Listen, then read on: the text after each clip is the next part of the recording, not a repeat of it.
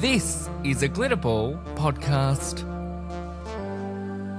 Before we get into today's episode, please remember I'm judging these housemates based solely off of an edit and not as total people. Please don't send them any hate, it's just a game show. It's a Christmas miracle! Holly is out and Abiola has left the house $15,000 richer. We're going to talk about the fall of one showmance and the continuing of another and everything else right now in your eviction episode of He's Always Watching.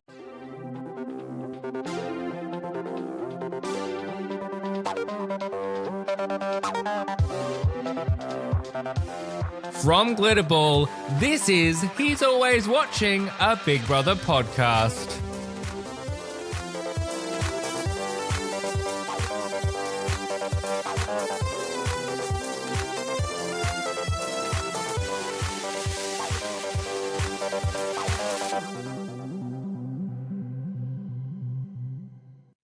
Hello Fishbowl friends, it is time to talk about a surprise eviction 2-for-1 deal. As we've seen, Abiola and Holly both leave the house, so we are going to unpack it all right now. Let's start with the headline news. Obviously, Holly was the person chosen by the public to leave the house. And I have to tell you, as much as Holly has gotten on my nerves, I genuinely expected her to be in the final. I'm actually floored that she was the one to go home. And lo and behold, she's gone. The Holly show is over. Well, not quite yet, because she'll be with us on Monday's nominations. But still, you get my point, right? Like, the Holly show is over. And luckily, we have a week left of this series. Although, unfortunately for us, I think it's going to become the Mopey Collins show very, very quickly. We already saw it. He's already trying to bung on the tears. You've known this woman for 3 weeks. Give it a rest, mate. That is just my genuine thoughts there. Her eviction interview was incredibly awkward. Props to Meltricina for battling through, given that she didn't have her microphone for most of that conversation, which makes actually having a conversation quite difficult. So well done, Mel. Let's hope they give Holly her own microphone on nominations, because geez, they need to. Oh dear. Then, speaking of really awkward eviction moments, we have to talk about the very upset fan which has sent the internet into an absolute frenzy. Was it a stunt? Did she know the girl? I suspect, and I haven't done any research, this is just pure speculation, I suspect that maybe she either knew the girl that came up on stage or she very quickly said the name. I don't think it was necessarily a planned stunt, but it was quite awkward. But that is just the joy of live television, isn't it? She really could talk with a mouthful of marshmallows underwater about herself and her journey, which I guess is good. I'm assuming we'll have a podcast from Holly in about 3 weeks' time. It was such an awkward exit in terms of that interview and kind of just getting a whole lot of verbal diarrhea and not actually that much substance. And then the cross to Colin as well. I was like, we're really hamming this up, aren't we?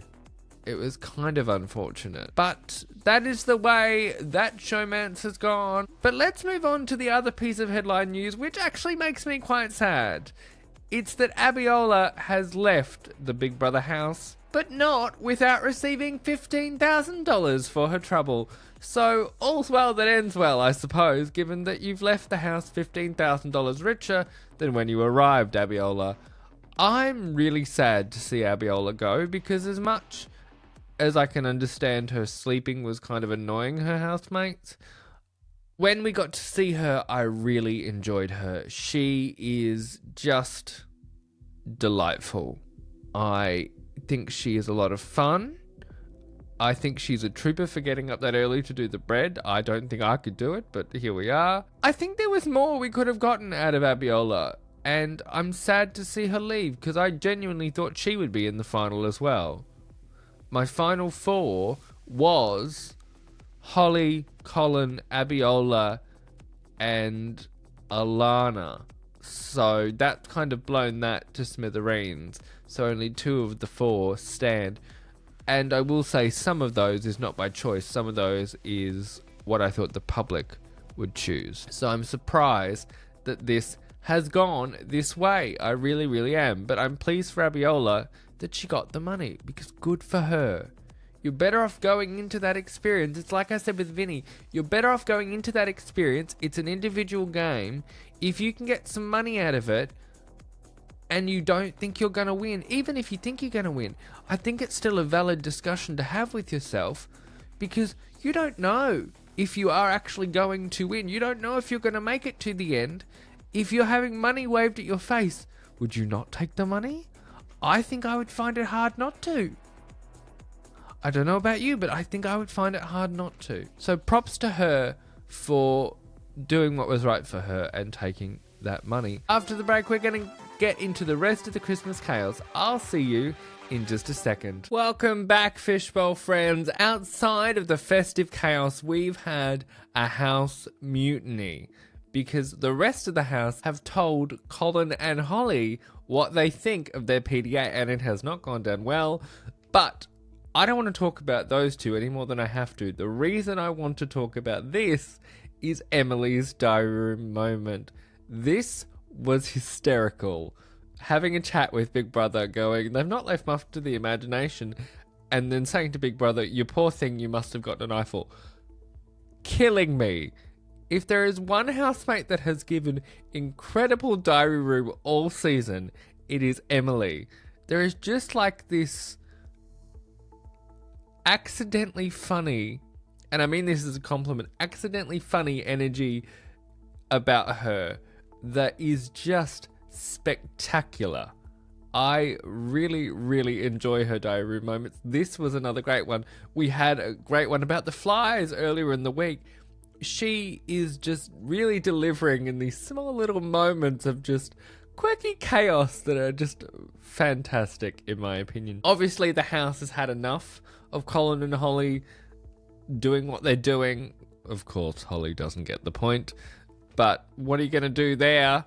It doesn't matter now. She's gone. So I think that's interesting. Also, we saw the shockwaves of Abiola's removal, eviction, walk, whatever you want to call it. And the housemates were thinking about how much it would take for them to leave. But the other thing I want to talk about is Coco's secret mission. And why was it cut so short? We saw her go and get a coffee for herself, but then, to my knowledge, we did not see any resolution to this secret task whatsoever. Did she make coffees for somebody else? Did she actually win the coffee machine for the house?